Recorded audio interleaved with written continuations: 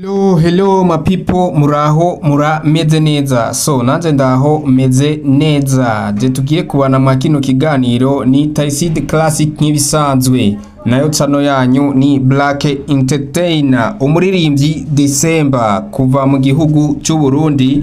Ejo yamenyesheje abakunzi biwe ko agiye gusohora music irangiza umwaka na sound ya bien hamwe na level iri international. Ndakwibutsa ko mu gihugu cy'u Burundi nimba hari umuririmbyi dufise novuga ko ari international. Ni wumva mvuze international wumve international kuko ibintu akora uno mujama ni ibintu ubona ko biri ku rwego atari nk'ubwo mu Burundi kuko imiziki yiwe myinshi utamuzi wohava wibaza ko ari umunya Nigeria ariko n'umwana w'igihugu ari iwacu mu gihugu cy'u Burundi.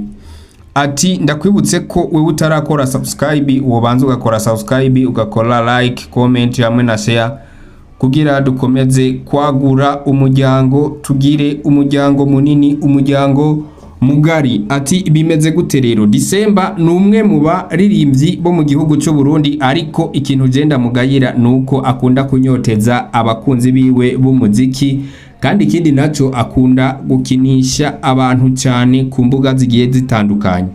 Nibaza ko noba ntihenze hoba haciye amezi menshi tubonye tu video twishi bari kumwe n'umuririmbyi DJ Fernando bakatwereka bari muri studio ariko ico gikorwa twarakirindiriye turakibura. Rero ico ndiko ndibaza eske igikorwa bagiye kuzana canke we wagiye gusohora nico bari kumwe na Meri Celebre canke n'igikorwa ciwe wenyene bwite ku giti ciwe?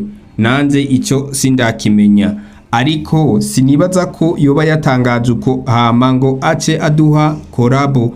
Shobora kwibaza ko ico gikorwa gishobora kuba kize ubwiwe ku giti ciwe kugira ngo aduhe vibe tubandanye tuvibinga na song yiwe ya kurangiza umwaka wa 2025. Ariko nkwibutsa ko uno musore iyo wumvise ti aragiye studio gukora igikorwa agomba rekure abari vibe kuko injana yiwe ni nk'abanya Nigeria utamuzi wohava wibaza yuko atari n'umurundi ariko nkwibutsa ko ari umurundi ijana kwijana ahubwo ariyo ngabirano yiwe asanzwe afise ari nayo mpano yiwe asanzwe afise.